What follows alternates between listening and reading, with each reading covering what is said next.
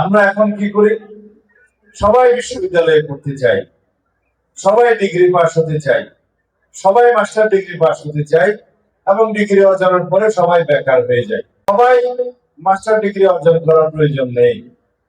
যারা শুধু রিসার্চ করবে, শিক্ষকতা করবে এবং বিভিন্ন বিষয়ে গবেষণার মাধ্যমে দেশের জন্য, মানুষের জন্য অবদান রাখবে, তারা উচ্চ শিক্ষা গ্রহণ করবে।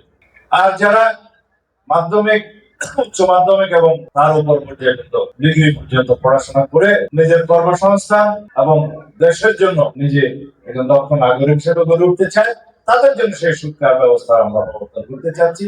সবাইকে প্রশিক্ষিত হাতে পরিণত হতে হবে। যদি আমরা 18 কোটি মানুষ, 36 কোটি হাত যদি কর্মক্ষম হাতে পরিণত হই, তাহলে এই দেশের সমৃদ্ধি কেউ রুখে দিতে পারবে। অর্থনৈতিক উন্নয়ন, নিজের উন্নয়ন, পরিবার এবং সমাজের সমৃদ্ধি নিজেই করতে পারবে এবং সমাজের জন্য বোঝা না হয়ে, লাইবিলিটি না হয়ে, পরিবারের, সমাজের এবং দেশের জন্য সম্পদ হিসাবে নিজেকে সৃষ্টি করতে পারবে, প্রতিষ্ঠা করতে পারবে। সেই রকম শিক্ষা ব্যবস্থার কথা আমরা ঘোষণা করেছি।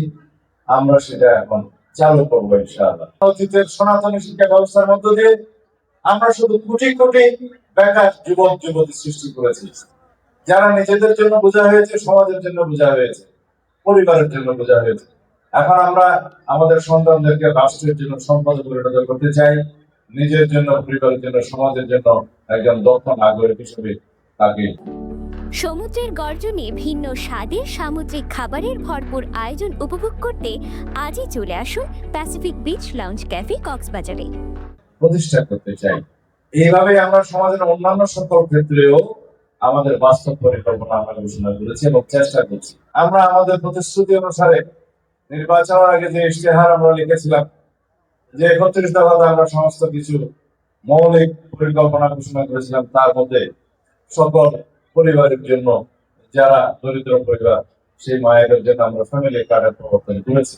এটার সংখ্যা এবং আর্থিক পরিমাণ হয়তো এখন কম মনে হতে পারে।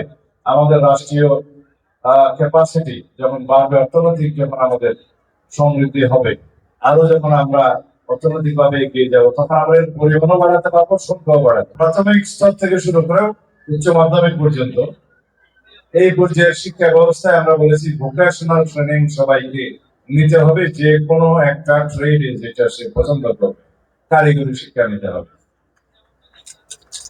যে কোনো একটি অথবা দুটি বিদেশি শিক্ষা ভাষা শিখতে হবে, বাংলা ইংরেজির পাশাপাশি আরেকটি তৃতীয় ভাষা শিখতে হবে। যে ভাষা শিক্ষার মধ্য দিয়ে সে দেশে এবং বিদেশে নিজের কর্মসংস্থানটা খুঁজে পাবে। এরপর উচ্চশিক্ষার জন্য যারা